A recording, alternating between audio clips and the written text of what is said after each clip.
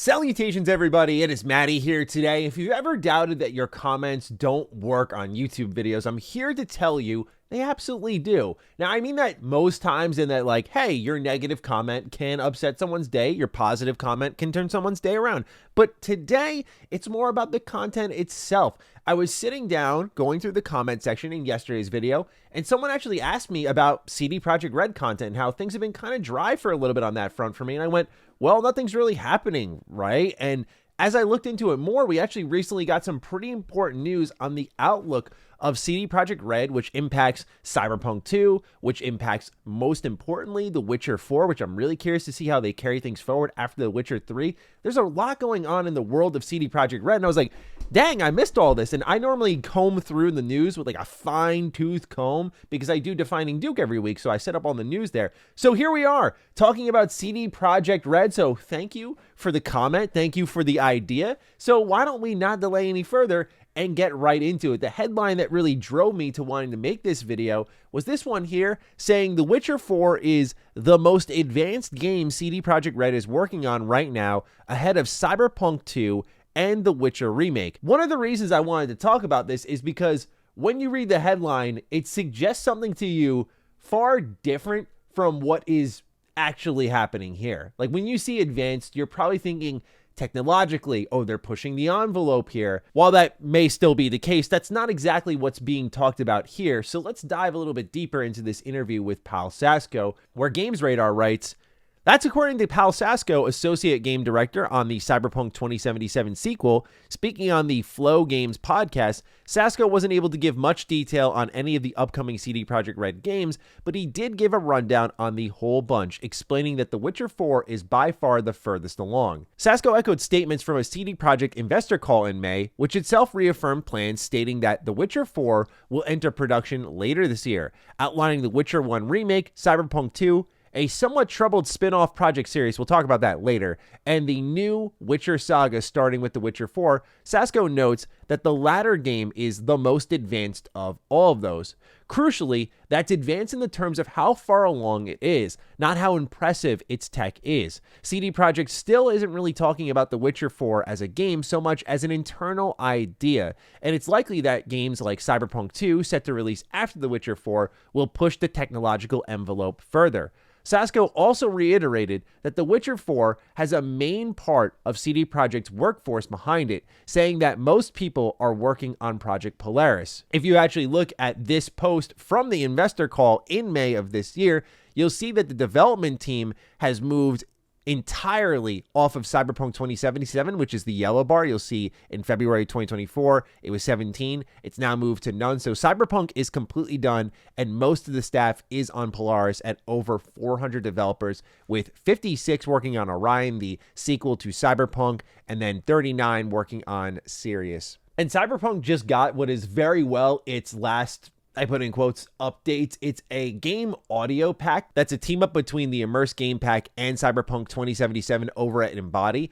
And it's basically finely tuned audio, more spatially focused. And I have not tried it out myself, but it's about $20 if you're really interested in like high quality audio experience, which I know can elevate the game for a lot of people. But that's really it. So it's kind of hard to believe after all these years, but Cyberpunk is pretty much done. We knew that Phantom Liberty was the final expansion. They weren't going to do more beyond that. We knew they were tapering off, but after all these years of support, it's like, man, I kind of missed that. But it's funny, it's something I've actually talked about a little bit on this channel, where I mentioned how with Starfield and Cyberpunk both ending their journeys at the same time, there's just going to be this lull on this channel where there's not really a lot of my usual core games to talk about here in the rotation of two of my favorite developers to cover here. And there's really just BioWare at this point in time. But yeah, that's what we got here going on with Cyberpunk. So all attention is on The Witcher 4. 400 plus developers, and we're now hearing it's the most advanced project out of the bunch, which is kind of to be expected with how much attention it's getting. Now, what's also interesting here is the consistent mentioning of a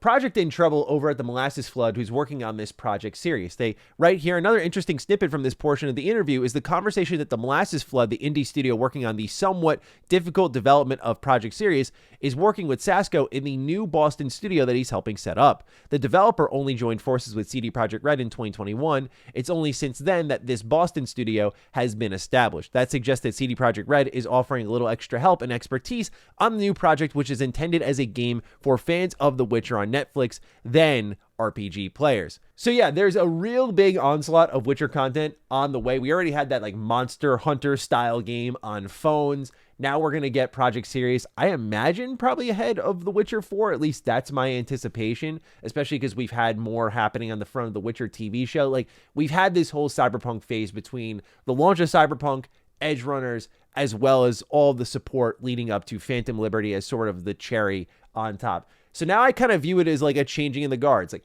Cyberpunk is going to go quiet, and now it's The Witcher's turn to really just go all out. And I'm very excited to see what happens next. But this Project Sirius, it being in trouble, I feel is an overestimation by some of the game's media based on how they've read a situation that I'm reading a little bit differently. It sounds like The Witcher's Sirius project has been rebooted. Yesterday, on March 20th, CD Projekt had made a regulatory announcement regarding expenses incurred thanks to development of Sirius. In short, the expenses from the developing of the project have increased, with CD Projekt noting that it will, quote, accordingly burden, end quote, the company's next financial results. They say the aforementioned decision is based on results of evaluation of the scope and commercial potential of the original concept of Project Sirius and ongoing work on formulating a new framework for this project. The announcement ends, making clear which project exactly is responsible for the increased financial burden. Separately, it was described here that the project will offer multiplayer gameplay on top of a single-player experience, including a campaign with quests and a story. And in a Q&A, after the financial report, they clarified that Project Sirius is not a mobile game of any kind, and that they are talking about broader demographics, meaning that they want to reach people through the Witcher games that are watching the TV show and not exactly hardcore RPG games. So yeah, I think Project Sirius being in trouble sounds like a poor read of the situation, at least right now, until we get some official confirmation. I say that because we have a game here being worked on by 39 people, which isn't a lot. It's got multiplayer functionality. It's doing less RPG stuff, which likely means it's going to potentially be more live servicey. And that's interesting because we did have a Cyberpunk game that was supposed to be multiplayer coming out at some point, and then that got shut down. And so this is probably where their efforts are going. And this could say to us right now that, hey, the scope is increasing. I mean, again, if you go back to that image of how the staff was shifting, it's a small shift, but you know, this project in Sirius did gain 2 developers over that course in time. So I'm not talking about that being a dramatic scale up, but the reality is they are giving it more time and attention. Now, you know, the Boston Orion studio is also working on it. So it's possible it's getting fattened up a little bit more. I don't know if this really says to me that, oh, the project's being rebooted. It could just be being rescoped, like, hey, this is too small for what we're trying to do here, because CD Projekt Red has a habit, for better or for worse, as we've learned, to take a big swing. I mean, we're seeing that right now with this new phase of theirs where they're bringing in the new engine. They're doing a Cyberpunk sequel. They're doing a Witcher remake. They're doing the Witcher 4. They're doing a smaller spin-off Witcher game. You know, it's insane. Like, there's just a lot going on at this company. So I don't view this as them rebooting. If anything, I view it as them rescoping and saying, like, hey, we can swing big with this, and this team is just known to consistently do that. Paul Sasko also talked a little bit about Easter eggs, and this may sound irrelevant, but I think it is extremely relevant because the Easter egg in Cyberpunk 2077 kind of seems to be pointing to something that will make a lot more sense when we get to the sequel. So they actually mentioned here, there are things that you can find and unlock, and our assumption was that when you play, some people will spend a lot of time trying to work it out. He continues, but CD Projekt Red staff apparently designed these convoluted secrets to be easily findable once they've been solved. Secrets like FF06B5 might have been a nightmare to unscramble in years past, but triggering the final cutscene is a piece of cake once you have a step-by-step guide that someone else put together online. That was the way we designed it, Sasko explained. We designed it to be incredibly difficult to do, but we didn't want everyone to go through the super difficult path because it is a bit tedious. We wanted everyone to enjoy it. The community managed to do that. Then everyone can enjoy the spoils of war. Yeah, what's actually interesting is this whole entire Easter egg actually spread into the Witcher 3's next-gen update, but then we finally got a cutscene that is very ominous. is very strange. You see some sort of figure in shoddy clothes appear at one point in time. When you wake up, those clothes are on the ground and you're just kind of out in the middle of nowhere here. Following this whole Easter egg cutscene, you get this weird set of symbols when the cutscene opens as well. So what we're seeing here is things gradually building toward the Cyberpunk sequel. And I know this may sound really crazy, but bear with me. I would not be surprised at all if you found some sort of Easter egg pointing to more information on Orion tucked deep, deep away in The Witcher 3 that we'd have to dig up for years. That's just the way this company is angled. And for those of you who are excited about The Witcher 4 and are looking for a little bit more Witcher 3, this will really appeal to my audience in particular because we cover a lot of big mods here on the channel for Bethesda Game Studios. And one company that's really like close behind or neck and neck with Bethesda Game Studios, not only in how they do their games, like for example, Cyberpunk 2077 is extremely immersive in a first-person environment, which is what I love about Bethesda Game Studios games, but it's not just the game style, it's also modding. There are now official mod tools in RedKit that function pretty much similarly in the terms of their purpose for what Bethesda Game Studios Creation Kit does for games like Starfield, Fallout, and Elder Scrolls. And so that's out now for The Witcher 3, kind of signaling the, again, changing of the guard. They're shifting all the way over to The Witcher 4, and now people are just going to endlessly create content for The Witcher 3, and so eventually you're going to get these big-scale mods, and I can't wait to see what people cook up. But it's really exciting to take a look at the future of CD Projekt Red, because I think they're going to be quiet for a little bit longer, but eventually they are going to strike, and they are going to have a lot to show. I do think Cyberpunk 2, if you want to call it that, it feels so weird to call a game that has 2077 at the end of its name, now Cyberpunk 2, but I think we'll call it Orion. I do think that this game is going to be a ways out because I do have some hesitations about what they're doing here, where I understand Red Engine caused them some issues with the initial launch of Cyberpunk 2077, right? But I think once you get to where they're at with Phantom Liberty and you complete that comeback story and you see the full circle story there and how with time and proper resources, they can really cook something special with this engine, that I feel almost abandoning it could be a kind of big risk.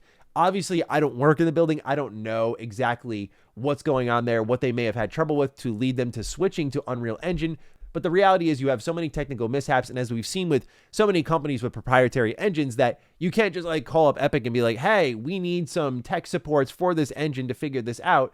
And that's all there is to it. And then you get a big team who's all familiar with the inner workings of these engines figuring things out. Like, it is a whole different structure when you have proprietary tech, because it's just the people in-house and maybe some contract workers that have come in to try to quickly learn what you have there. So according to my knowledge, and I could be wrong about this, by the way, because we're hearing rumors about, say, like Oblivion, its remake, hosting the original game engine in Unreal Engine 5. So we'll see how things are evolving with like porting other engines or engines work or assets into something like Unreal Engine 5. But to my knowledge, it's not like this one-to-one transferable, where I don't know how many assets are actually going to carry over from 2077, how many styles of gameplay and mechanics and minigames and all that stuff will have to be built from the ground up, where I do think Orion is going to be a bigger undertaking and potentially take a long time to arrive. And I do wonder a bit about hitting that reset button, but maybe they feel with the comfort of an actual tech support team that's very familiar with this project and the amount of manpower that's going to be assigned to it over time, that maybe things will get going a little bit quicker, especially because right now all the focus is on The Witcher 4. So maybe Cyberpunk Orion, it can kind of take its time building the framework. And then when The Witcher 4 is out, you transfer that team over and kind of do what happened with Cyberpunk 2077, where gradually people were moving over to the next big thing. So we'll see in due time. But anyway, ladies and gentlemen, I hope you enjoyed this video talking about what's going on with Cyberpunk and The Witcher. Fire away down below. What are your feels on where they're at right now with their future as they're sort of changing the guard, focusing on The Witcher 4? Let me know. Other than that, take excellent care of yourselves, and I will see you in the next video. Stay sexy, stay active. I love you all. Peace.